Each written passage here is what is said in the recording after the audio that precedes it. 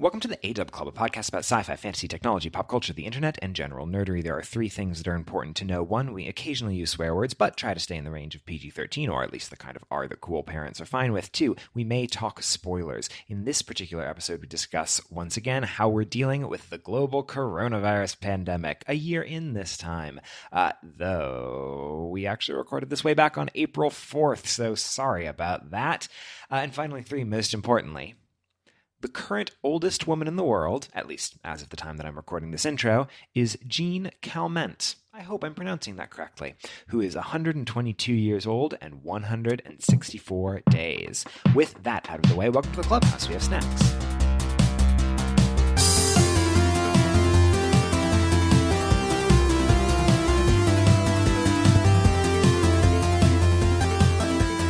Welcome to the A-Dub Club. I'm Andrew Whipple. Hi, I'm Alex Wade. And we got to just get right on into it, because what I would be saying is going to be the question anyway on this, our third in what is now a series of quarantine casts, where the first one was, a year ago, called Armchair Epidemiologist. And then we did a follow-up 6 months later called Shame Memes. And then here we are. Who knows what the title might be? You do. You're seeing this in a podcast player. We don't yet, because it'll be something funny that one of the two, funny is a stretch. It'll be something that one of the two of us says over the course of the next, hour and change. But where the question for all three of these episodes is, how are you doing? Yeah.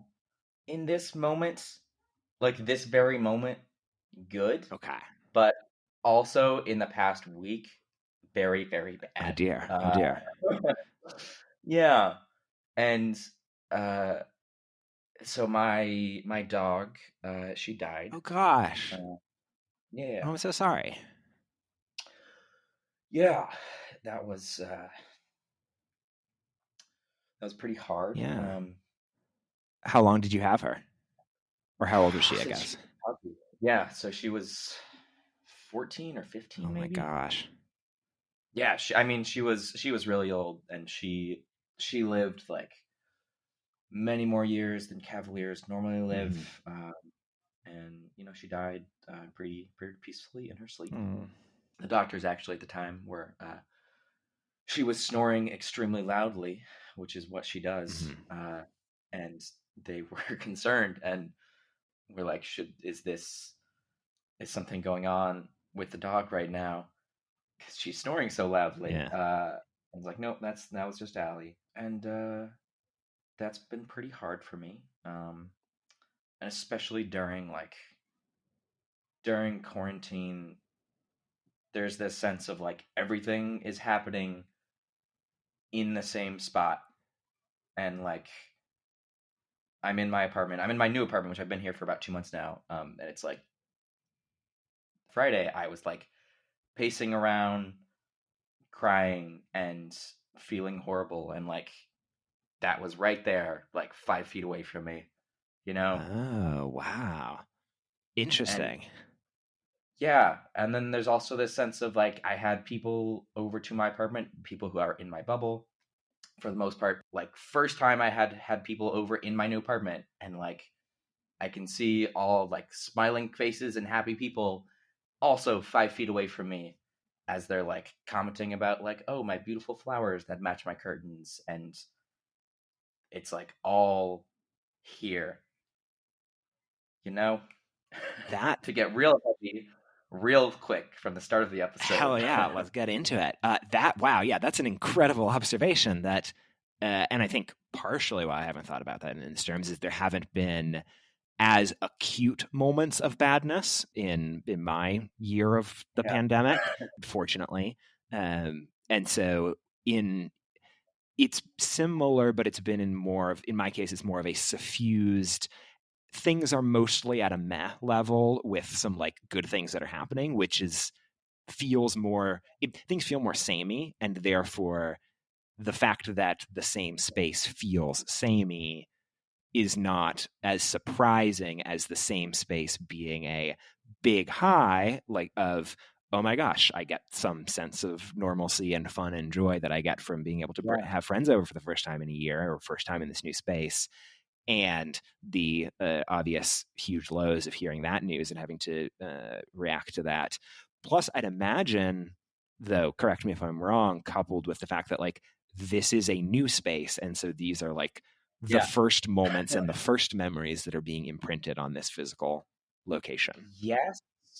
That sameness you were talking about up until like, a week ago, I would have totally have been 100% on board with that sensibility. And then also like this apartment that I just got, like so my former roommate, he had all of our furniture and all of our everything, which was great when I was living with him, but now it means I have to buy everything new.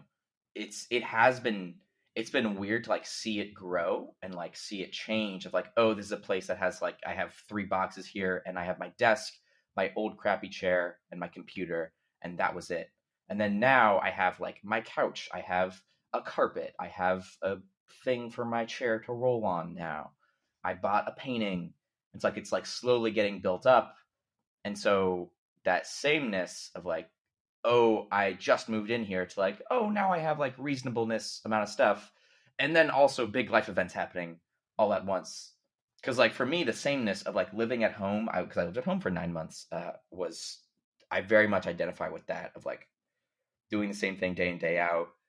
So I was like slowly improving and building good habits and stuff like that. But it was very much like this is my cocoon space. This is what I'm doing in my childhood home. Yeah. Yeah. Interesting. I guess adjacent to that of like dealing with grief during the pandemic, Oh, and like yeah. how I interact with people pre-pandemic versus now, and like I very much scheduled my life around getting to hang out with people, and like and by that I mean like I would schedule classes with people, and like, oh, that would be a lot of my socialization was just going to these classes, hanging out with them, and then oh, from there, hey, let's go grab a beer on a weekend or something, right? Yeah. Yeah. And like now can't do that, and like Zoom is just also not the same thing. Totally. And like Friday for me was a really bad day. Like my dog died on Thursday, and I didn't hear about it till so I knew she was in the hospital Wednesday, and Thursday, and then Friday my parents called me, and Friday was just very bad for me for a lot of other reasons as well. And if I had like either gone to work or seen people on Friday, like that would have been incredibly beneficial to Mm. me. Like, I did reach out to some people earlier in the day, and like that was incredibly helpful to talk to these people. But like if I hadn't done that, if I had just like stayed in my cocoon of sadness, it would have been very different. And like if I didn't force myself to go out to Central Park to just walk around, I could very easily see myself like I mean, I did spiral for most of that day. Yeah. And I'm obviously still very much dealing with a lot of the grief. Of course. And like seeing my friends last night was immensely helpful, and just getting to like talk to other people and to bounce stuff off of other people to help deal with that grief versus like being by yourself and alone is a lot harder. Yeah. I think that makes total sense. Yeah, grief in this very weird year is a unique thing that I think that like people who have gone through it understand it, and people who don't can intellectualize it, but it's you don't Yeah. know it till you deal with it. I think it's also the sense of people. There are a lot of people who are using that as like bullshit excuses Mm. to like this is a reason why there shouldn't be any shutting down of society at all, is because we haven't considered a single possibility of increase in loneliness and domestic abuse and all this other stuff that is, I presume increasing. I haven't actually checked the data on it, but I it's probably increased. Mm-hmm. um, but there are a lot of people who are like anti-maskers or anti-shutting down of society that are using that as like, but what about this? Therefore, we should all go back to bars Yeah. now. Um, and so I think when people hear that, people use that as a shitty excuse, and then so people also use that as a heavy thing to bounce off of Mm-hmm. for like Oh, that's what you're saying? You sound like one of those anti-maskers. Oh, yeah, yeah, I could see that. Yeah, this year has been a masterclass in motivated reasoning Yeah. across many different people of like, okay, what is my position, and therefore what is the examples and the arguments and the things that I can use to back solve my way into justifying that position Yeah. for better and for worse. I mean, myself guilty of that as well. I mean, a thing that I think that definitely I'm not in quite the same positive position that I was in 6 months ago in our last episode, where we were more or less pretty cheery about things. But overall, I think I'm someone who has done better with the isolation-y bits of the pandemic, and a huge part of that though is that like this is the kind of thing that I'm primed to be able to handle relatively well. And some element of it is definitely motivated reasoning of like, okay, I have an excuse now to say no if people invite me to do things, or if people say, hey, do Yeah. you want to travel out for blah, blah, blah, or whatnot. And, being able to leverage the excuse, or it's less, hey, this is a terrible sacrifice that I'm making, and more, here's a thing I kind of would want to do anyway, Yeah. or kind of would fall into this pattern anyway. And now I have an epidemiological excuse to toss behind it, in addition to also being, a scaredy cat. Yeah. And then there's so a little bit further than that. And so last night, for example, I had my friends over who are all in my bubble Mm-hmm. per se, and then my neighbors who I have not met yet, who I've like I talked to them maybe twice now on like very random occasions. They in fact one of the times was I knocked on their door because I had a weird smell coming from my oven. Turns out I just don't know what gas smells like, and that's fine. It was not gas. Um, I knocked on the door, said, "Hey, there's this weird smell," and they're like, "Oh, we'd open the door, but we have COVID." Oh, And that was literally a month ago. And then yesterday they heard that I was having people over. They actually came over and like they knocked on my door, and then they didn't like I had them in to see the apartment, mm-hmm. but I didn't really intend to be like, come join our Oh, gathering. yeah, But eventually they started chatting, and like we started chatting, and like I felt guilty because I didn't tell my friends of like, hey, these people are coming in and COVID, like, is that okay? But it just also kind of happened. oh, And yeah, like it got to a point, it's like, oh, they've already walked in here and we've been breathing for a bit now, and I haven't like jumped on them for like being in my apartment, sure, but also they're my neighbors, so like we've probably interacted in the same spaces for a while now, but also not really. um and then eventually like the ship had sailed, and we hung out for the night, and it was great and it was cool. But I don't know, they were strangers, mm-hmm. but also they're my Mm-hmm. neighbors, and it's like it's hard to. I don't know if I feel comfortable with what happened. Yeah. You know. I feel that I mean similar-ish story of last weekend actually. There's parts of it that I feel okay with, parts of it that actually overall I pretty much feel okay with everything, but it's the stuff that the year ago me would have yelled at me for. Yeah. But I think it's I don't know, interesting. I mean, hey, we can unpack it more. Anyway, my great grandma turned 100 last weekend, Yes. Yeah. which is awesome and great, and hey, that doesn't happen all the time. No. And so me and all my siblings ended up flying out to Seattle, and then everyone else who was in town also sort of came in. And one, I flew into Seattle for a weekend, which totally would be a thing that a year ago I would have been like, no, I wouldn't feel like doing. And two, like we had a party for her 100th birthday party, and Boy. and it was like most of my mom's side of the family that lives in Seattle was there, so it was probably like 15, 20 people, Okay. mostly indoors without masks, um, which Wow. yeah, right, That was very difficult. right, which isn't the first. So I'd say this is the second actively very risky thing that consider that I've done in the Yeah. pandemic. The first one was when I was home in for maybe I cut this out because I think my grandma actually listens to this, or at least she said that she was the one who listens to this podcast. We'll Yeah. see. But when I was home for Chris, for like I went home for 6 weeks. That's a whole other thing that we can talk about because that was the thing that I did since the last time we Yeah. recorded. But when I was home in Seattle for the holidays, went over to my cousin's place. My cousin is living over in Bellevue, and then my other cousin all went there and like indoor 6-person, got really drunk, hang out and get dinner in a small apartment kind of thing. And I totally intended at the beginning, it's like, all right, I've got my mask. I even said at the beginning, it's like, hey, I'm going to mostly keep my mask on if that's fine. And then like no one else was doing it. And by, 20 minutes in, I was like, all right, fine. We're just going to roll with it. And no one got sick. So whatever. Yeah, it was a weird thing. And part of the self-justification, same sort of thing that you were talking about around like, here are various reasons why it's more okay than it might sound on the tin. Mine obviously being a lot more irresponsible than your case. Sure. But a big part of it was like, I mean, the one actual condition I had was like, I am not going to fly out for my great grandma's 100th birthday party if she is not vaccinated, especially because when we did visit her outdoors over the holidays, she was saying like she wasn't going to get the vaccine.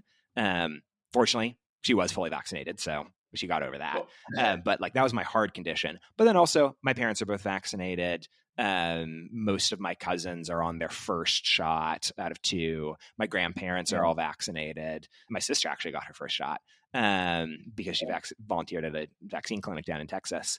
And so basically, the people who weren't vaccinated were like the kids, and then the people my parents' age who have clearly already been like they threw a no mask Christmas party and they've like been going out to bars and stuff like that. So it's Sure.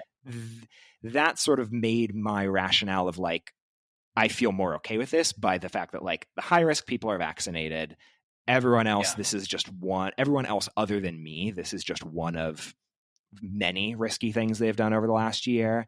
Sure. Therefore, if the worst that happens is that I get COVID, okay, say la vie. Yeah. But also a huge part of it was I don't want to be the one person wearing masks at a 15-person birthday party for my grandma's 100th birthday. And like that was a moment where I was like, all right, the risk of getting myself sick is fine for the social awkwardness of a couple hours of fun.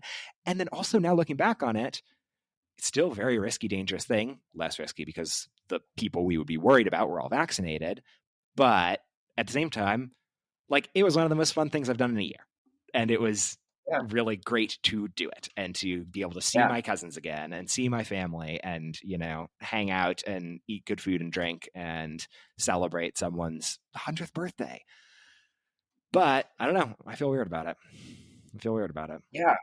And it's that hard of like valuing your own mental sanity and like, I mean, frankly, having a good time, which that sounds sarcastic saying those words, but they're not. Like that's important, like the downside though of all this is that like right now cases are going way up, and I'm sure cases are going way up because a lot of people are making the same calculation that my family did of the risky people are vaccinated, we can go blah blah blah stuff like literally every single thing that I walked through is probably something that another party that's happening this weekend is thinking through. And again, it's been a week. To the best of my knowledge, no one got COVID out of that. Yeah, it's so I mean if everyone is making those same like that's how you get into a situation where the case counts are rising while vaccination is also happening, is that like people, you can justify it, and then but the justification does probably mean that more people are dying somewhere along the lines, not just and the thing that would make me feel the most bad about it is the fact, which is the part that's also hardest to ever, since we don't have a contact tracing infrastructure to ever like know, is it not that the fact that we had that party got anyone in our family sick? Is it that it got someone sick that then they got someone else sick that then there was an extra death somewhere along the line that could have been prevented by not having this thing? And I don't know. But at the same time, I kind of have decided that like what moral or otherwise, I can't wallow in that thought. And so I'm just going to sort of mostly chalk it up. Basically, everyone that I'm talking to other than you on this recorded podcast, just going out to the whole internet theoretically. But everyone else I'm talking about it, I just say like, people were vaccinated other than the kids and whatever, it's fine. And it was a small party and blah, blah, blah, which it was small for our family's size of parties, but it was still like 15 people. Anyway. If you want to keep it secret, just say it on the AW podcast and no one will ever hear it. It'll be fine. Honestly, you're not wrong. Uh, 5 Sulfur. listeners. 2 to 3 of which are definitely different versions of us on different computers. Yes, I can tell. Whenever I go back and re-listen to old episodes, that causes a noticeable and meaningful percentage increase in the number of listeners downloads to that episode. So the fun thing about this is that it is not, in fact, recorded live. This is an edited podcast. So there's some, hey, this episode is about our personal lives, which means there's some stuff that is not going to go out to the internet. So have fun with that. Yeah. Feel free to email us in if you want to ask about our personal lives. And depending how close we are to you, we might inform you. The AW Club at gmail.com. Twitter at the AW Club. Also, if you're the kind of person we would ever tell about this, you have our phone number and could just talk to us. Yeah, that too. Check in on me. I'd appreciate it. Oh, please. Like half sarcastic, but also like, please do that. Not sarcastic in my case. Actually, okay. So for context for the listener, this was going to be the thing that we maybe included, maybe don't include, because we talked for half an hour about other personal things and therefore couldn't remember whether there was a clean edit point or not. But this is now inspiring me to say that like that's an interest. So a thing about the quarantine, I think I said it on this episode, of like, oh, the isolation of the pandemic is something that I'm relatively well suited for, but also some of it is sort of self-justification for things that I would like, using a virus as an excuse to not do things that I kind of didn't want to do anyway. I think I started out the pandemic being like, this is scary, and then sort of fell into, I think you could hear it in our 6 months episode, to more of a, okay, I don't mind this necessarily. Now, caveat, that was also when we recorded that 6 months episode was a couple weeks after the first times that I had like gone out to a park with a friend for a birthday party or done outdoor dining or whatever. Now I'm in a space where I'm like, not only do I miss people, but I do totally think that I have been leaning too much on the fact that, or I have not been putting enough effort as much effort as I should be to make human contact with people and not just fall into the like, all right, I can asynchronously tweet an Instagram out into the internet and then have asynchronous conversations with people from time to time, but mostly stay inside and watch Netflix and work. Whereas like I should be doing more of reaching out to other people or asking other people to reach out to me, which I saw a friend of mine did on Instagram recently, of like, and she does it every once in a while, of like a close friends thing of like, hey, I'm having a rough time.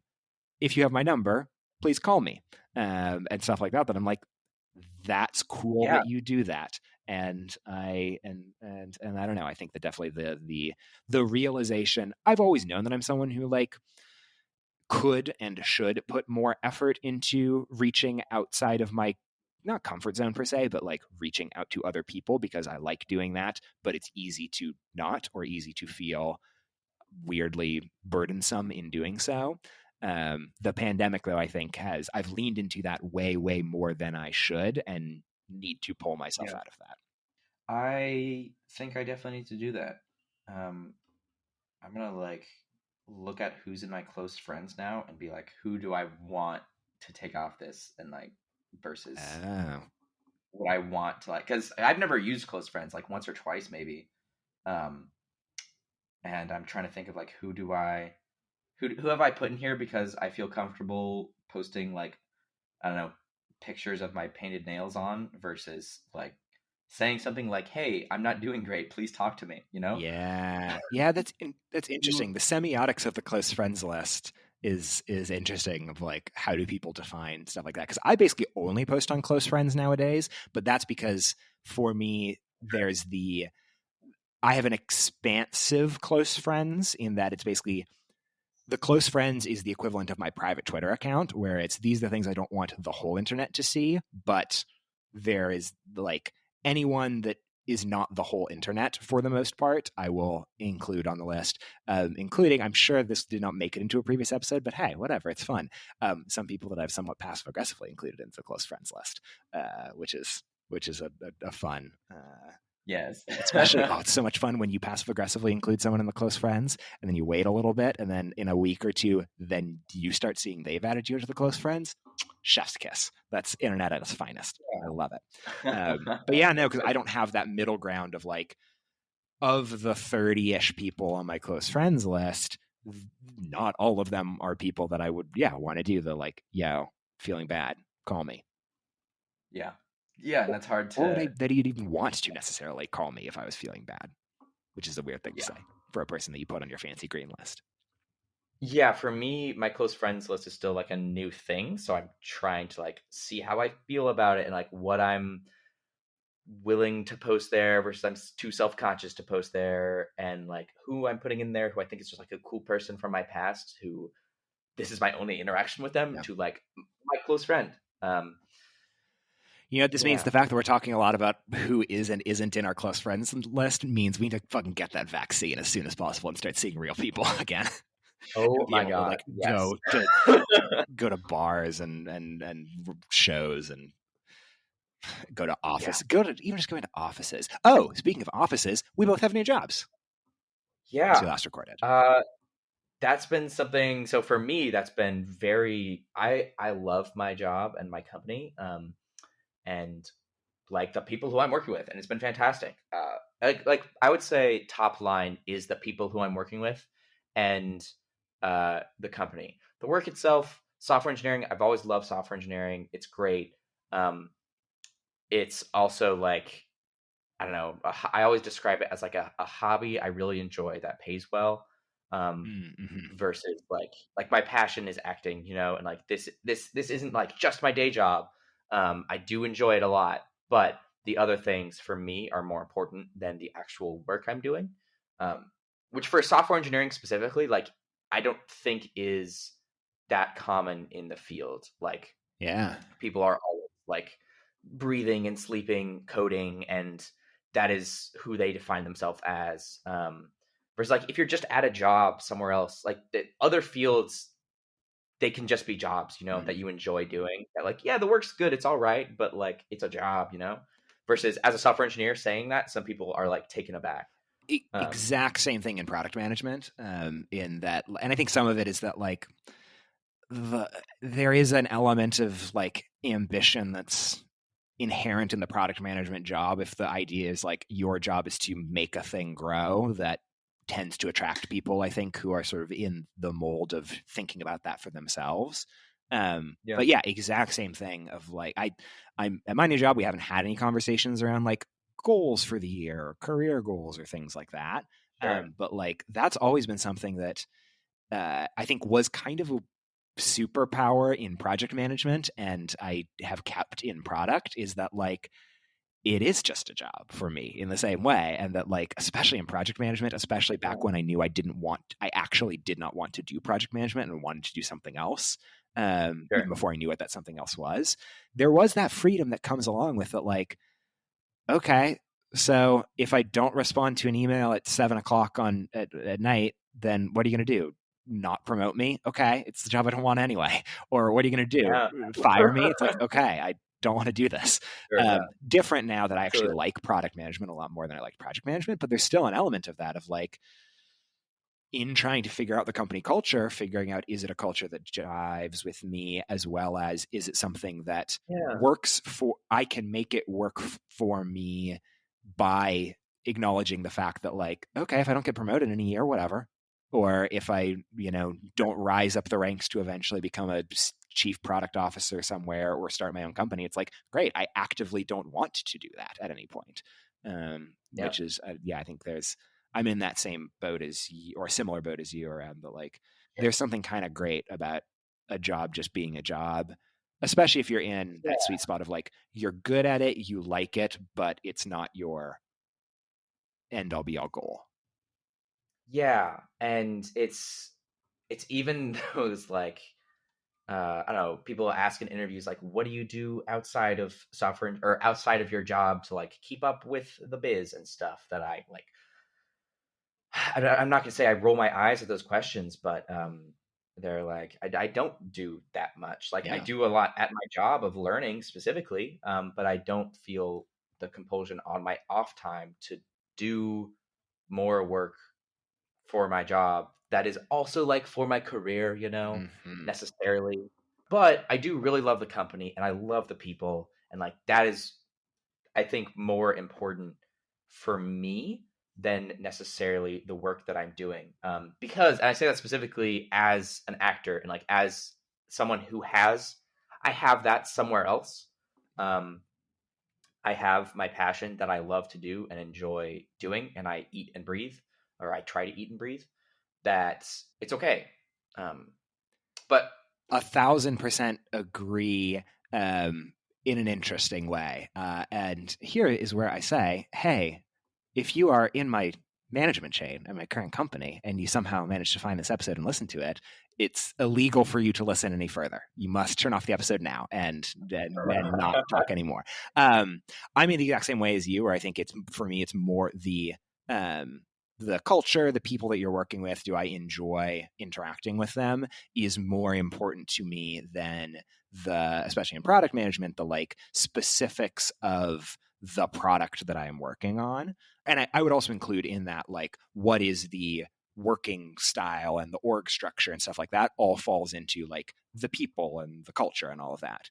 Um, Part of that is because I think I'm still relatively early in my product career. And so it's like you can learn from anything, no yeah, matter what the like. Everything has interesting problems if you dig deep enough for them. So that's part of why I think I'm a little bit agnostic to that.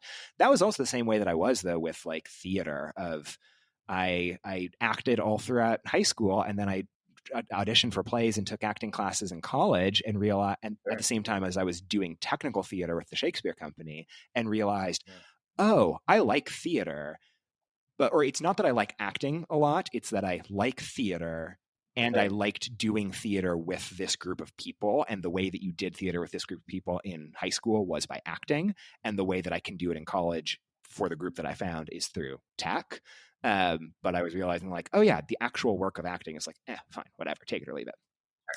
This is all very long preamble to say I'm in that same mindset as you. And the problem is that at my current company, or my new company that I'm now about 2 months in, the product is a lot more interesting than what I was doing before. I don't love the culture yet. And I don't know how Sure. much of that is because it's like actually just a different culture that I don't vibe with, and would never vibe with, or how much of it is starting remote at a new company and that like that's hard Yeah. and weird, or how much of it is that it's a company going through a lot of growing pains, because it is like, the product team, there have been like 10 people added to a team that now totals 30 in the last like 2-3 months. Most of the people on our team meetings are people who have been there for about as long as me, if not newer. So maybe it's also that like it'll start to settle out more once it stops growing quite as fast. So, how for you has starting work remotely been? It sucks. It's bad. I don't want it. I Yeah. would Okay. not want to do it. I recommend it to nobody. I I agree to a heavy extent, especially like my first month or so. I guess I've been here for 3 months now. My first month or so. So first off, my team. Well, so there's several teams within my like the org that I'm a part of. So there, I think there's like 6 teams of like 3 to 4 people big, and then a couple more like project managers or upper people in addition to that, right? So it's like 30 people total around. Um, and this was a new reorg that had just happened. Okay. Uh, so as a new person learning the ropes, there were a lot of like, oh, you're one of the first people who's like learning these new things off of our reorg. It's like we're Mm, still trying to figure out a lot of things for our own selves, for our own sakes. yeah. Um, and that for me was something difficult, especially being remote. I think compounded that of like I don't know what I should be doing right now. I guess I'll just troll the code base a little bit more.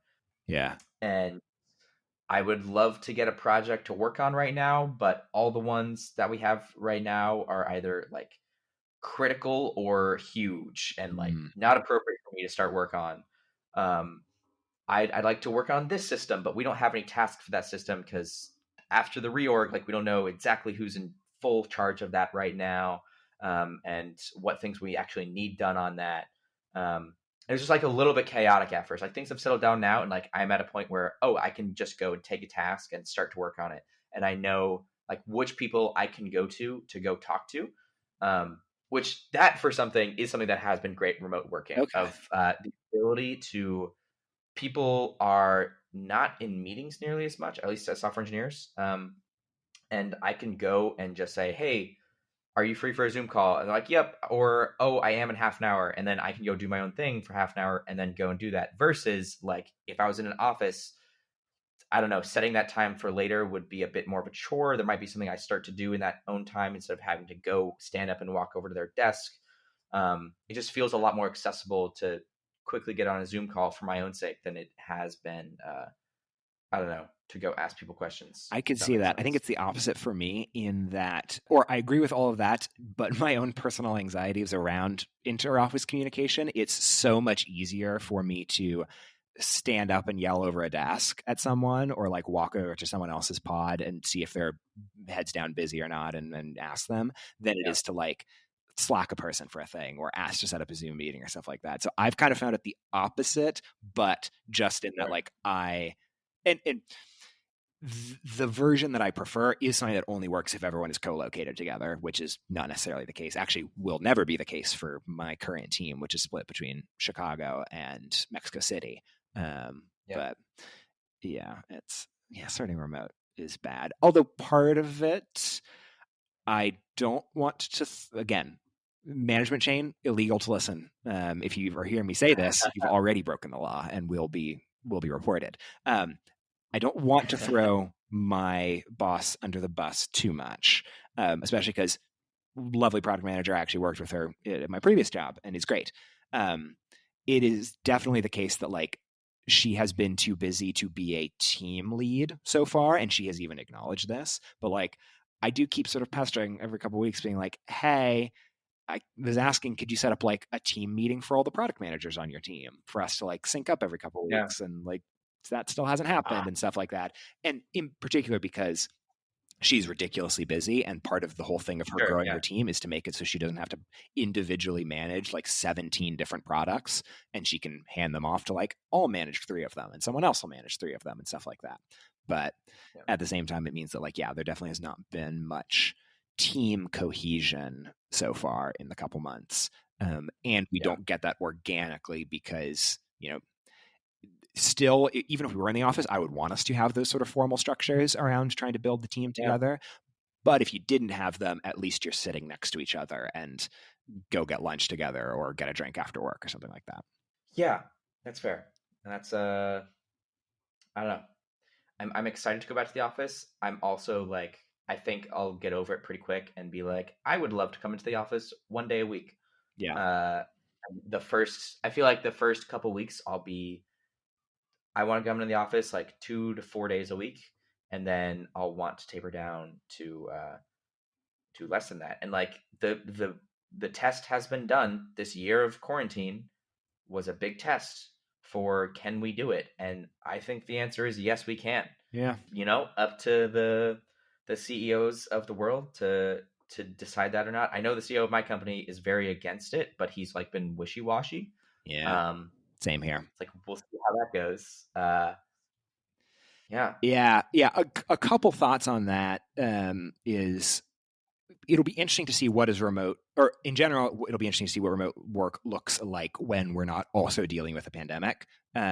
Both in terms of yeah. does that make remote work better because like you can Everyone is doing it, or or, what? or it, both in terms I think I can see it going both ways where on the one hand it'll be a lot better to be working remote not during the pandemic because like you can still go out and see people after work and stuff like that and like you Yeah, have a social life in a way that you can't now. At the same time, cribbing from Cortex, what is it going to be like in the world where some people are in the office and some people aren't? Is that going to make everything like much worse and much more chaotic than everybody working remote? And I don't know. I could see both ways. I will also say, to the point of starting a job remote specifically, and I think this is also partially me, I did not realize how much my worth as a product manager was wrapped up in, or my self-worth as a product manager was wrapped up in being the person who knows the answers to things and knows how stuff works and has opinions on things. Especially because at my previous company, that was something, even when I was on the project management team, I found that like, same thing with product, it's an interdisciplinary role. Different people have different skill sets. One of my genuine skill sets, I think, is I'm really good at like digging out and finding information, of like figuring out where is the one half-written wiki page that has the piece of info that I need to be able to do something, or finding the undocumented API endpoint that means that I can go find the answer to this thing without having to bug a developer to do blah, blah, blah, is like a genuine skill on my end. What that meant is that over the years, I became the person everyone went to at my previous company for like everything. They like, there was a good chance it got a little annoying sometimes, but like there was a good chance that like someone would ask a question in a Slack room, I would be able to answer it, or I would at least know who's the person who would be able to answer it. And I didn't realize how much that like, yeah, not only is that a skill of mine, but that's a thing that is wrapped up in me feeling like I am a successful product manager in a way that obviously gets reset to zero when you start a new company. So even now, just a couple months in, I've started to gain a little bit more of that confidence as I've gained more of that knowledge of, you know, being able to respond to a QA engineer's question about blah, blah, blah. I wonder if that's also part of a thing that like, will I feel better about working remotely when I'm at the point in time where I have more confidence in my abilities in the job, especially given that my sense of confidence is apparently so directly tied to my knowledge of how things work and what's going on. Yeah. That's a hard one. Yeah. But I have gotten to the point where I'm feeling good about there's already stuff that I know that other product managers who have been here longer don't. And I've been able to answer questions for them on certainly on my own products, but even on a couple other people's products, which is great. Like I'm starting to get my brain sickness that requires me to be the person who knows everything is starting to be satiated. That's good. Good job. So you moved into your new apartment a couple months ago. Yep. How are you liking it overall, other than it being imprinted with your emotional highs and lows? I love it. It's interesting. So it's first off big, and maybe too big, and like I'm having this sounds like a bad I don't know what first world problems, I guess, but like I'm having trouble decorating it, and I'm having like filling it up, and which is a good problem to have. And like I'm at the point now where I have a couch, a rug, and I have like enough things that I feel I'm at a good stable level where I'm no longer feeling bad about not putting in effort in any given moment towards trying to fix my apartment, or like trying to figure out how to decorate it or something. You know, there's still like some outlying things that like, okay, I have one room that I want to dedicate to acting. Yeah. Which I already have like a voice booth that is located there. And like, small interruption.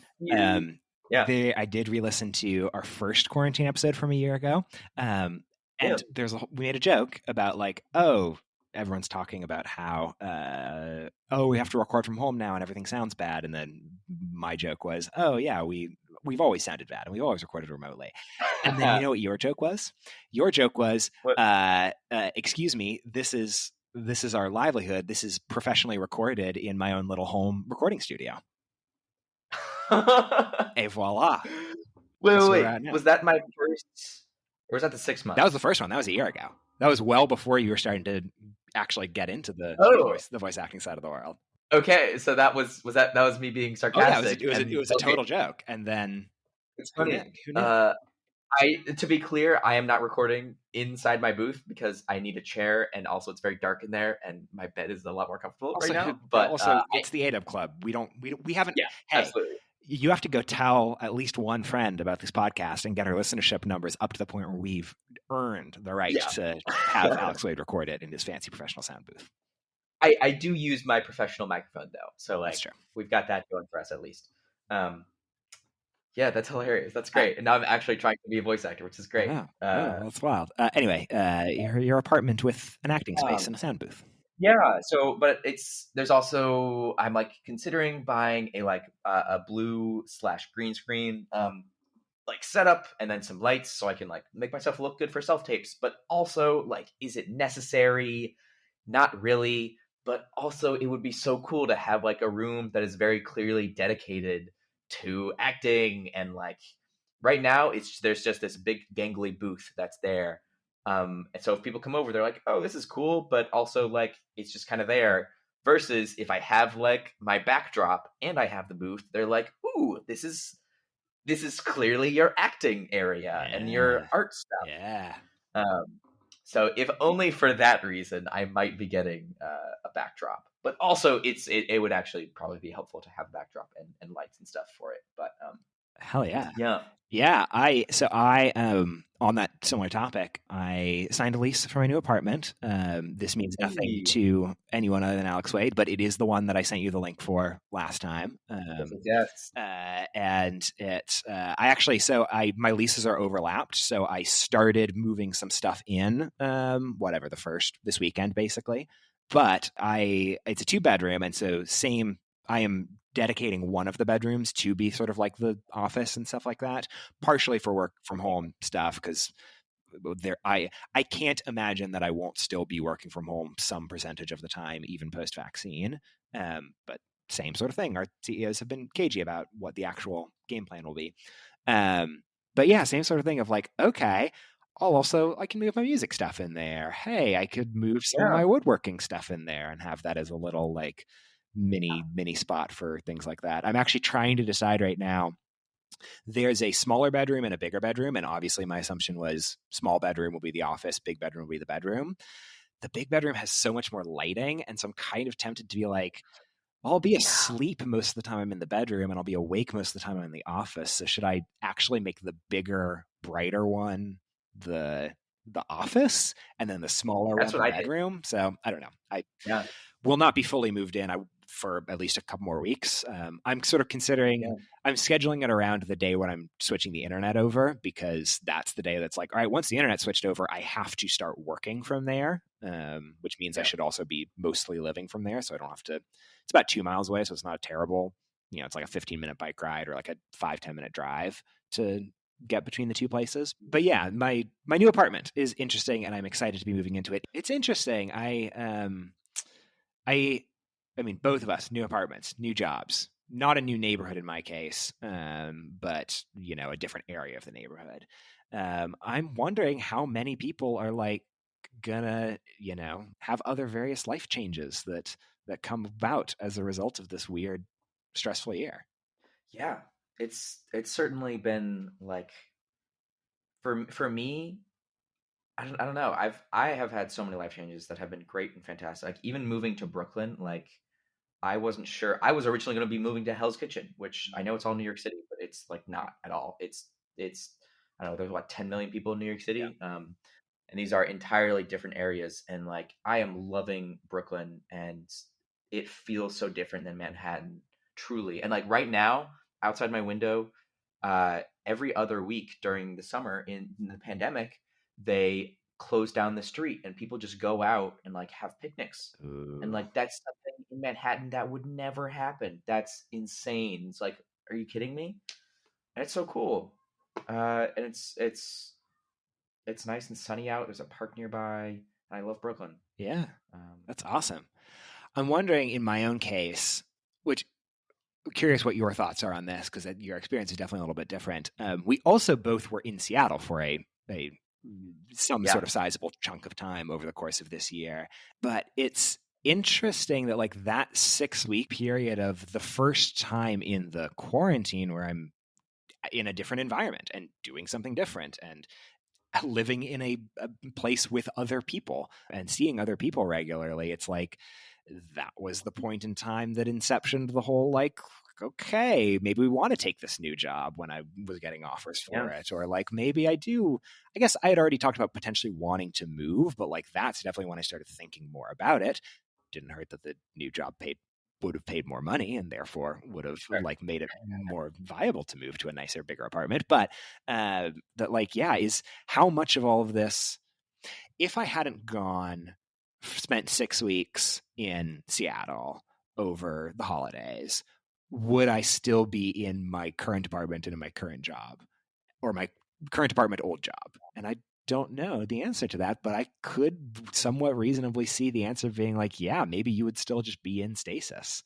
Yeah.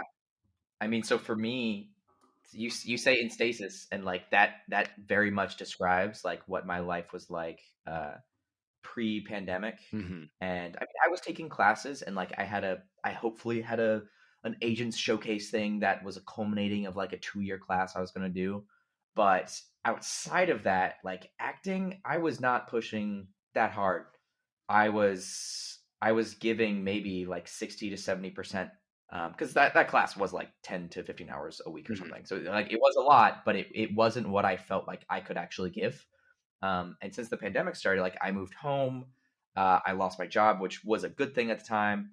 And like, I started working on myself, building better habits in general. And one of the things I started really working on was like, trying to find ways to push for acting stuff and how to start doing that more. And like now, I feel like I've been pushing so much harder, even though I'm in a similar situation of like I have a full time software engineering job, but I am giving that extra mile to push in that way and to like go out on auditions to go and I'm taking more classes. I'm actually starting a new class tomorrow. I've built out my voice booth and I bought this new mic and stuff like that I felt like I was in stasis before. And like right now during the pandemic, there are times when it feels like I'm not making any traction. But that's just the nature of things. And there are a lot more days now that feel like I'm doing stuff than there are days that I feel like I don't, which is a good feeling. Okay. So a preamble and then a question. Preamble Yeah. is for this question, we are going to entirely remove any conception of the fact that, or any acknowledgement of the fact that the pandemic was bad for people and bad for humanity. And a lot of people died. And like that's genuine, real suffering and tragedy that exists and is valid. But we are going to Yeah. completely excise that for the purposes of this question of, on balance, Alex Wade, do you think that you are doing better now than you were pre-pandemic?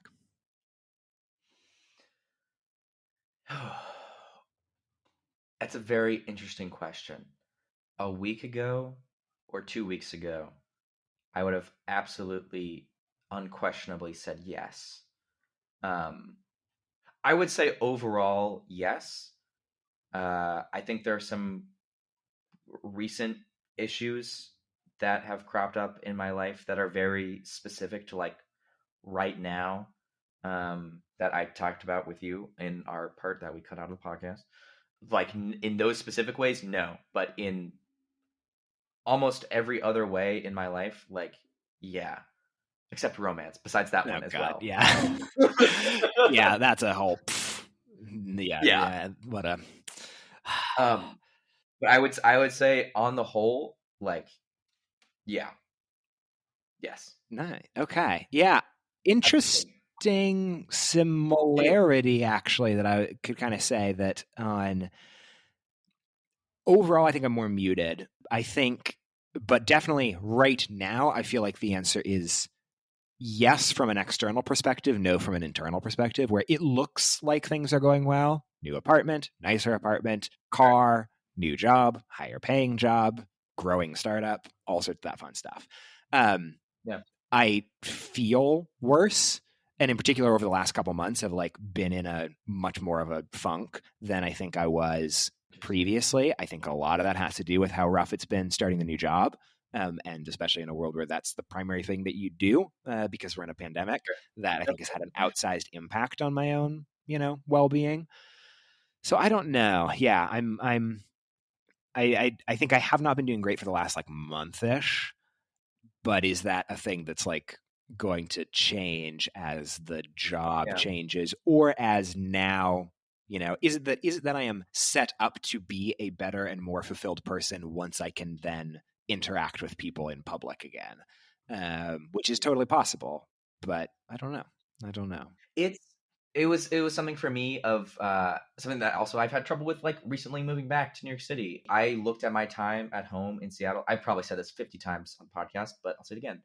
That was very much like a cocoon time for Mhm. me, and building up all this stuff for my own self. And then now that I moved back, something that I'm coming to realize, honestly, a bit of like right now in this podcast of like it's still a bit of cocoon time. It is Ooh. still like it's even that like even though I'm no longer living at home with my parents, like, and I thought of that, the thing of like me moving back to New York City is gonna be the time when I explode like the beautiful butterfly that I am. And it has been that a little bit, more than a little bit, a lot. Like I feel like I've progressed in so many ways since coming to New York City.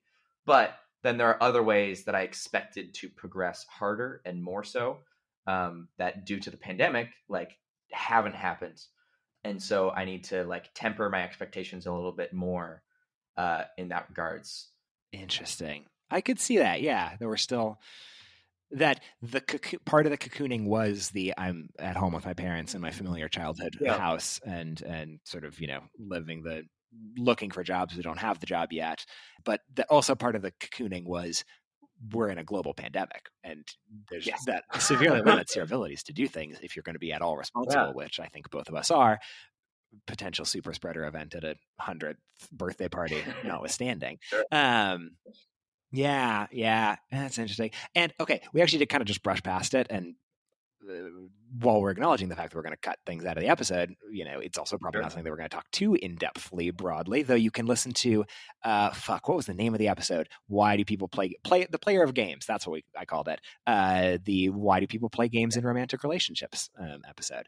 If you want to hear more about us talking about romance, but to say that like let's not toss off the fact that like romantically not great because we're in a pandemic and I am not good at maintaining text-based romantic experiences, and I'm bad at like the apps and all of that and things like that. So like that fucking sucks and has been getting to me more and more now with it being a year, Valentine's Day being recent, a lot more people posting about their like anniversaries or Yeah. here's our, how great it's been to quarantine with you for a year and stuff like that. Oh, that's the I'm like, worst. I That get it, I is, appreciate it, and I guys, love love. stop it. I love love, but also it also hasn't helped that like I watched Chicago again recently, which is just like an entirely Oh. too horny movie to watch while you're in a Yeah. pandemic. Or I for the first time finally watched In the Mood for Love, which is an entire movie all about like the two people in 60s Hong Kong who like are on the precipice of starting a relationship and on the precipice of touching each other and kissing each other and then never Yeah. quite do it. And I'm like, oh, this was a bad choice to watch during a year into That's a full actually something coronavirus pandemic. that's actually something interesting for me specifically. Of I've been in therapy for about almost 2 years now. I don't know if I've ever mentioned that, but I'm at the point now in my confidence of my mental health in doing therapy that I'm mentioning on the Hell yeah. podcast. But yeah, but that was something that I like had been working on, of asking girls out in general and like pushing in that way. And mostly during the pandemics, like when that like started to like actually working on that, even though I definitely had that issue before the pandemic Mhm. too. Um, and like recently it started to like I've started to like make progress in that way, in what ways that I can. Hell Like yeah. I have, and like that has been great. There hasn't been any success yet, but like I went to a small rooftop gathering, that felt relatively safe, with most of the people who were already in my bubble, and there was a there was a girl there who like I was talking to for a bit, and I was hitting on her, and like I asked her for her number. Then she had a boyfriend, which is fine. But like I would have never have asked a girl for her number. I mean, maybe not never, but like it would have been very unlikely that I would have asked a girl for her number so casually too, and like so off the cuff and anxiety free, which has like been great. So like again, cocooning for when the pandemic's over, I feel like it's gonna be great, and everything's gonna be fine, and I'm not gonna be alone. As sad as that sounds. Yeah. It's gonna be great. It's gonna be great. Everyone, don't worry about it. Yeah, it's not great. It's not great. But I feel like I have worked on those skills. That's like, great. That's been big fan of. Yeah. I haven't. I should have. Or it's been in the same sort of thing that I was talking about around the like, I should take advantage of the fact that this sucks to do the reaching out to people that will make it suck less, and instead taking the like, or the easier path is just to lean into the isolation of it. And same is true on the romantic front. Yeah. One thing I will say on the subject of movies, I'm looking at my Letterboxd list, and I have watched 235 movies since I've considered the start of pandemic quarantine time. Okay. Anything else of the last 6 months that would be worth talking about? Interesting. Yeah. The last 6 months. That's like June? Like August, September-ish, I think. I mean, we could talk about the pandemic. That's true. That's an option. That's an option. We could at some point talk about the pandemic in this pandemic check-in.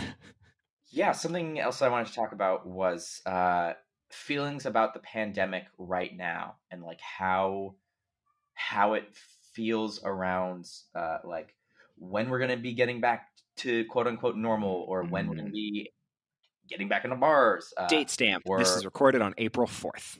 If things get much worse or much better in between, in the probably like month that it will take me to edit this, that is, you are not allowed to judge us. Yeah, absolutely. Yeah, it definitely felt like, first off, cases are spiking downward until like this past week, frankly. Yeah. But vaccines, I can apply to get a vaccine on the 7th in 3 days. For New York City. I'm excited for that. And it's like, if I have a vaccine, will I feel comfortable? Will the etiquette be, oh, you have a vaccine, I have a vaccine, we can go to a party together? Like, and how big a party can it be? Is there still like rules against that? Will I honestly like have, hey, I'm having a party at my place, anyone can come over who has a vaccine? Like, is that going to be a genuine thing? First off, in terms of on one end of like, am I going to be comfortable having possible strangers in my apartment? And then on the other end of things, is that too strict? Like, is it too loose? Is it too strict? I don't know. From like saying this stuff out loud right now. If I were to have a party, I think I would need people to have vaccines. Yeah. But I don't know how strictly I would like enforce that. Like, yeah, you're a stranger in my apartment. Can you just like show me your passport vaccine? Like, I just like, or whatever vaccine passport that's might get created soon, right? Yeah. Is that something I'm going to do? Like, hey, I'm going to kick you out unless you show me your papers. Gosh, you know? Yeah. And I on my side, actually, related to the potential super spreader event for my grandma's 100th birthday, that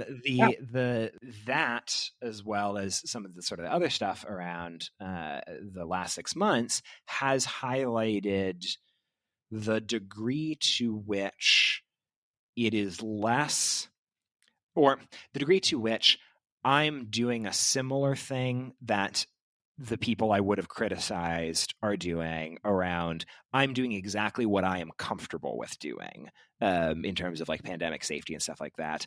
The difference is most of the time I'm comfortable wearing a mask, and most of the time I'm comfortable just not hanging out with people.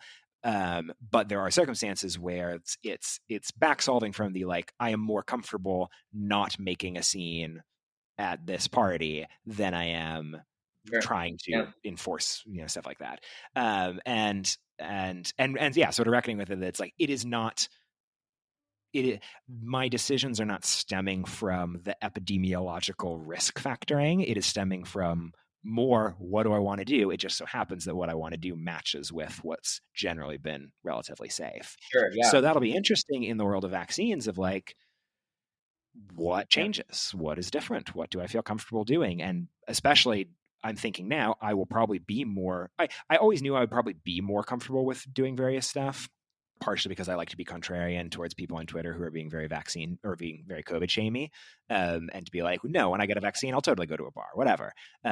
If only because it'll piss off people who are yelling about that on Twitter. But at the same time, I'm like, clearly it's more what do I want to do? And a lot of the time what I want to do is stay inside. So I don't know. Yeah. That's not me. Yeah. I have a big apartment that I want to have parties in. Yeah. And I met my neighbors last night who also have a big apartment, and they have a porch that I feel like I'm friendly enough with them now after last night that I could be like, hey, I'm having a party. If you're having a party the same night, can we all go out on the porch and like hang out there? And that's also a part of that too, of like, oh, pre-COVID times, I would have been like, hell yeah, that's what I want to do with my neighbor. And then now I'm like, oh wait, what are their etiquettes on? Because they just like I invited them into my apartment to like look around. They said they wanted to see my apartment. I didn't think that, oh, they're gonna stick around and talk. Yeah. Yeah. And then they did, and like we didn't say no, and then it just kind of happened. And like so I can tell that they probably have a little bit less strict you know, impression of it than I do. So like Yeah. there's factoring that in there too. So will they kick people out if someone doesn't have a vaccine? Yeah. Interesting. Yeah, I know that my apartment is going to be good for parties, both because it's pretty close to Wrigley Field. So like I think I could see my apartment being a fun Cubs game pre and post game place. And also, I know that it's good for parties because there was a Cubs game yesterday when I was stopping by and unloading stuff, and my upstairs neighbors were in fact having a party, a Cubs party. So I'm like, all right, I know the place is well situated for it. But yeah, it's interesting. I don't know. We'll see. I mean, I am generally, I think, putting vaccine as my stopping point or starting point for more, out there and risky behavior. Yes. But including, she doesn't listen to this, but if she does, Instagram crush that I'm DMing with, who's moving to San Francisco this summer, and so we're like, okay, yeah, we should go get a drink before I leave after we're both vaccinated. I was like, all right, vaccine, come on, Lori Lightfoot, we got to be getting those vaccines before Instagram crush moves. If redacted name is listening, go Whipple. I don't know if she has a boyfriend or not. Oh, she did, and then has not. But I knew she did as of a year ago. Yeah, but I've not seen. They've not been quarantine pod together, so I don't know whether that means that it is. What's up? I have a TikTok crush that I'm not sure if she is gay or bisexual or. I mean, it's TikTok, so like.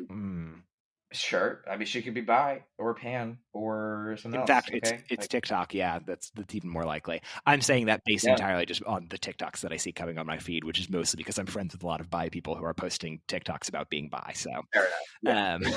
Yeah. I've seen a TikTok. It seems like is a place that aggressively tunes its feed to specifically whatever you only see your very small slice of it, and so you learn a lot from seeing what are the TikToks that your friends post on Twitter. It's great. I like it. Speaking of Twitter, Twitter fucking sucks. It's a bad website. No one should be on it. That's something that I've been sort of wrestling with a little bit more. In particular, that like, I mean, I don't do anything, so I'm on the internet and thinking about the internet a lot and reading other people who are on the internet thinking about the internet a lot. Ryan Broderick, in particular, extreme shout out. His Garbage Day newsletter and Content Minds podcast, very good if you're someone who wants to think about the internet too much and hear about the bad things that are happening in a funny but thoughtful way. Yeah, just like, especially in these first few months of the year, it does seem like how much Twitter specifically is geared towards a very corrosive type of discourse, particular type of discourse around like people, things that are basically no one should have a non-private Twitter account, because the thing that is bad about Twitter is that you can tweet a thing and then it goes into someone else's social circle, and then that makes you get harassment for a year. And like that is the way Twitter functions, and that it just is the way that it works, which is also part of why I think I stick around it, because I do have a private Twitter account, and so it is Sure. more fun because I can kind of ignore a lot of that other stuff and I'm not at risk of it being bad. But oh man, it's just such an unpleasant place to be if you go outside of your bubble. I am glad that I am not a part of Twitter, Yeah. as something that I had like regretted for a bit, and then I'm back on the good decision that I made to never start. Yeah. And some of it, I'm sure it is the like everything I was talking about of like, it's easier for me. Twitter is a social lifeline in the pandemic, but it's a social lifeline. It is it that it's a bad social lifeline, and if I didn't have it, I would do better things, or is it that it's necessary, and if I didn't have it, then I'd be even worse off than I am now? I don't know. Yeah, that's definitely something for me. Of like my social lifeline has been like I have an internet community that I'm like very much a part of. That's has been great and has been a part of my life. That has grown over the past period of time during quarantine. Um, and it's been very interesting to see how it grows and changes and fluctuates for both better and worse, like as communities do, and especially as like new communities Yeah. do. And that's been something that like I've never been a part of an internet community before. Like I'm obviously on the internet a lot, but I use Reddit. Like I don't feel a part of different communities in Reddit. I just like browse it, um, this has been one of the first times I've ever felt invested into a community before. That wouldn't have happened without quarantine, and Yeah. like has been a very crucial part of my life during quarantine. Yeah. Interesting. We shall see. Um, Anything? So I do want to do another, like, what do you think is going to happen in the next 6 months of quarantine thing? But anything else you want to talk about before that? Hmm. Not really. I don't think so. Okay. Okay. So, one, I mean, we're not vaccinated, so the pandemic is still going to be ongoing. So I will propose we do another 6 month check in. Hopefully that can be the last one, but we'll see. Maybe it'll change.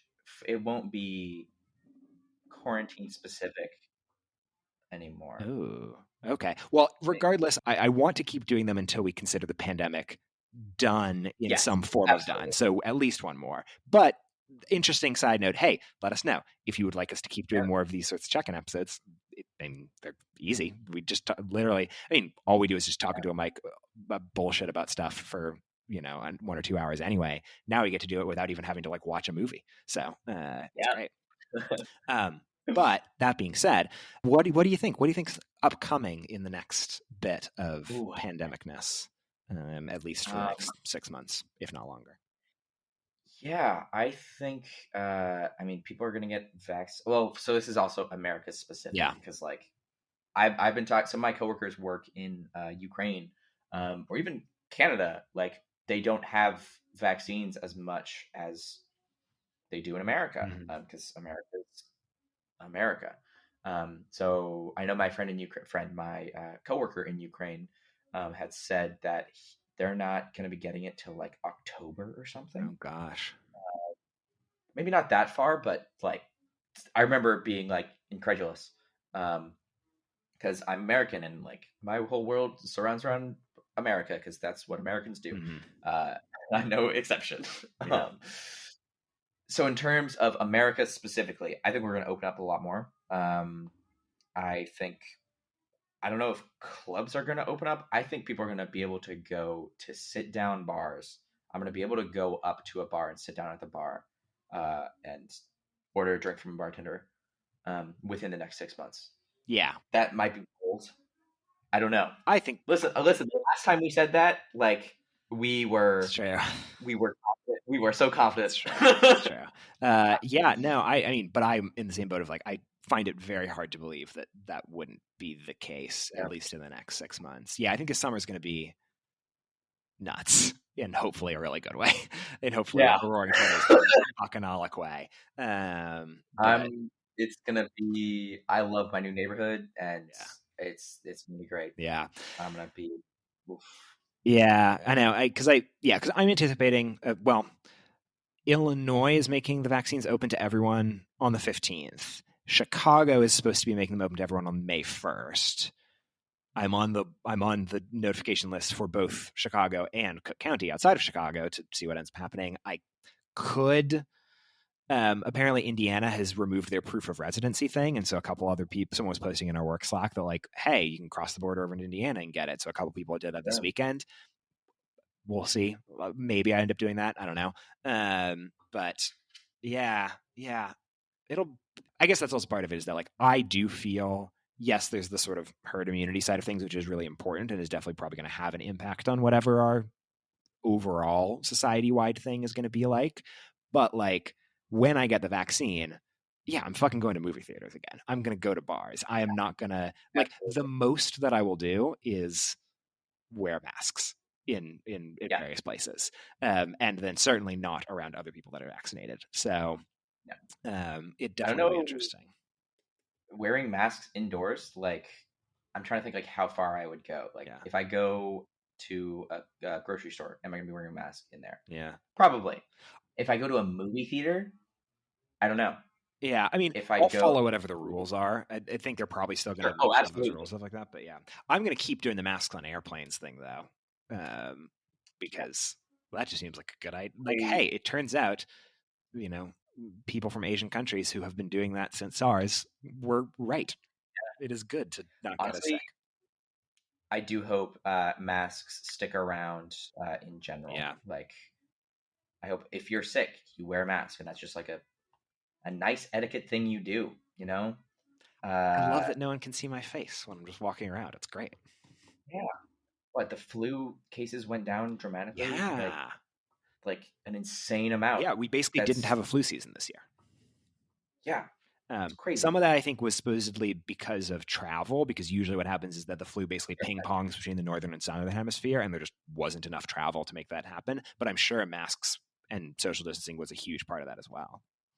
Yeah, I think everything's gonna open up relatively. I think it's gonna be like what you're saying, wild bacchanalia, roaring 20s. Like Especially since it'll I be just summer. It'll be nice. oh my god, I'm like I am ready. I need to figure out just like I honestly, it's gonna be probably gonna be the point where like I'm gonna go to a bar on my street and I'm just gonna invite people, like say, hey, I've been talking to like 10 people or some random group of people. I feel like the amount of times I'm just going to go up to strangers and this is going to be completely acceptable and just start hanging out with Yeah, strangers. that's a weird It's thing gonna, that I miss so much, and I wouldn't have thought I would miss. I miss going to parties. Obviously, I miss meeting random people at parties and then getting into a long drunken conversation with them. Like that is oh a my God. that's something Yeah. that I have not done in over a year. And I think that's going to like, people are just going to be so much friendlier about that and just in general. And like, it's just going to happen. And Yeah. like, ugh, Oh, I hope so. I hope so. I am really excited to go back to a movie theater. That's something that yeah, I've been missing a lot. I mean, I've been watching a shit ton of movies, but like not sure. being able to go to a I, theater for. I mean, I could go. So theaters are open now.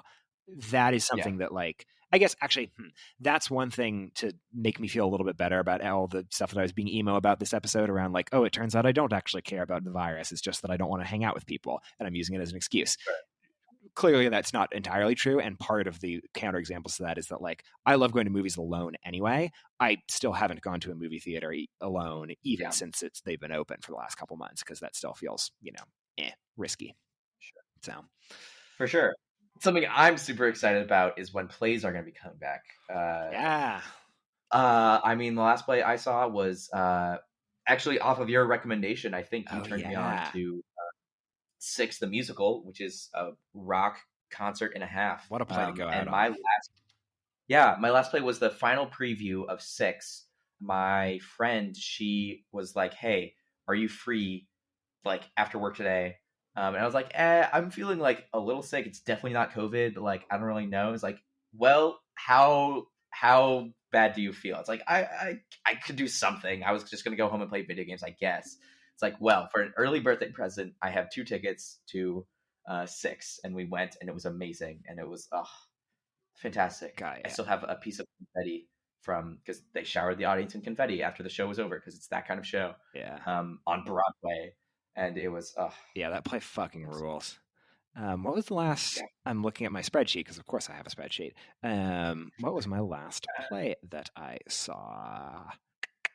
Oh, I saw Row at the Goodman Theater in January. So yeah, I had a couple months that I didn't catch up on before things closed down. Oh, and I saw Dance Nation before that. That was weird. That was, I mean, it was a good play, but that's one I've been wanting to see forever, and I wouldn't say necessarily hell. It was so much stranger than I thought it was going to be in a way that was good, but also made for a weird dissonant experience because it's just a play that I'd heard about for years and had built a picture Yeah. in my head that it did not match.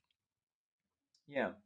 Something that I might miss of so I've started a D&D. I've joined a D&D campaign for the past almost year now of like strangers, and like they're not strangers anymore clearly, but as time goes on, I'm going to be getting more social, and I'm going to be doing more acting stuff. I'm going to want to leave the house, and I feel pretty confident that I'm going to maintain this D&D campaign, but it's going to get more sporadic maybe, or I don't know, it's just going to change. And like I had time during the pandemic, and like I don't know if I'm going to have time as much anymore. Yeah, actually, that's interesting. Similar sort of feeling in a weird way of all the stuff that I haven't been getting done that I then theoretically, hopefully, won't have time to get done when I am actually able to be social and stuff again. Is like I haven't been doing really any woodworking since last summer, and partially being that like, oh, I'm going to Seattle, so I don't want to start any projects. Oh, I'm going to move, I don't want to start any projects, blah blah blah. And then now it's like, well, but I hopefully will be too busy to start any other new projects. And I don't know, it's that weird thing of yeah, not feeling a little bit bittersweet about hopefully. I guess it'll be a good problem to have, to be so busy doing other fun stuff that I couldn't have done for a year, that I can't do stuff that I could have done but was putting Yeah. off during the year. It's it's gonna be interesting the way how things will change. Indeed, indeed. Mostly for better, but the things we will lose will be sad. Yeah, it does feel like it. So interesting. I think partially due to just personal circumstances in both of our cases, that first episode was a lot of just like, oh my god, this is so fucking weird, and we're just losing our minds. Second episode was a lot more like, this is strange, but I think we're in a good place, but we're still going to be forever until we're out of this. Now the vibe seems to be we're both really pretty optimistic about the future, which is cool Yeah. and different. We're both also going through an acute bad period of time, kind of not pandemic related. Yeah. In particular, the time that we're recording this. So, like, net, Yeah. we're probably not as in as good of a mood or in as good of a vibe as we were 6 months ago, even if everything outside of acute non-pandemic circumstances is better. Yeah. It's yeah. It's very interesting. I'm very positive for the future. It's weird. It's like trying to divorce. It's like trying to talk about life in general versus your own life, and how we are planning to experience our life in general as like hosts of a podcast, and how things are going to be versus like this is what's happening right now in my life. Yeah. Which is also very important for what's this specific podcast. That is just about us. Yep. Yeah. It's the perils of being wildly successful content creators like ourselves. Yeah. It's so hard sometimes. Yeah. Anything else, Alex Wade, on this supersized I COVID don't. episode? Still shorter than a Rise of Skywalker episode, though. Oh my god. Wow. I don't think so. Nothing. No, I'm good. If you want to hang out with us when you are vaccinated and join our Roaring Twenties Bacchanalia, I should come to New York once I'm vaccinated. I'm going to make a plan to do that. You can email us at the AW Club. That's THEAWCLUB at gmail.com. You can also follow us on Twitter. Part of my being mad at Twitter was I decided to start tweeting more just regular shit from the AW Club account, because that seemed like a fun bit. So I'm going to keep doing that. It may be actually worth following it because there'll be more than one tweet every month announcing a new episode at the AW Club. That's at THEAWCLUB. You can also go to our website, theaw.club. It's THEADUB.CLUB, where you can find our topics guide, which is a list of all the different things that we've talked about in various episodes that you can click on and find the episodes where those are referenced, as well as our starter guide, which is a handful of episodes that we think are really good if you enjoyed this. They're all very different than this episode because they're ones about topics, but it can give you a sense of what we normally do on a month, which is still just sort of blather on for an hour into something that's loosely edited. But the difference is it's about like a TV show that we watched. You can also then, of course, listen to this podcast wherever fine podcasts are found, whether that's Apple Podcasts, Spotify, or Google Podcasts. And I believe that's it. AW Club out. AW Club out.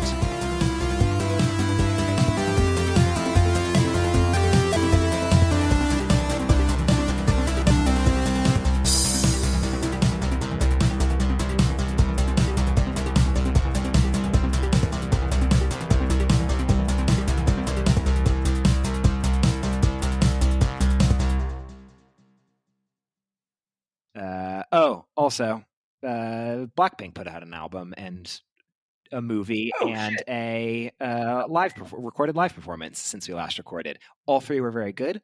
Album's solid. Movie I've watched 4 times in the 5 months since it's come out, mostly because it's kind of just fun popcorn viewing and it's a really easy watch, but it's also very good. And it's technically the movie I've watched the most according to my Letterboxd profile. Wow. And yeah, Blackpink's really good. I've started getting into Twice a lot in the last couple months, which has been a nice improvement because that's good. Blackpink's still my favorite, but certainly Twice and Red Velvet are, I think, better groups in the. Hey, I mean, what was our question? What makes good music or something like that? Was that what our thing was? Yeah. But yeah, they are better and by almost every metric other than I love Blackpink so much. Yeah. I mean, listen, when KDA's songs are better than Blackpink's entire album, like, I'm sorry. Okay, like, yeah, I actually do like the album a fair amount, other than like 1.5 songs. But sure.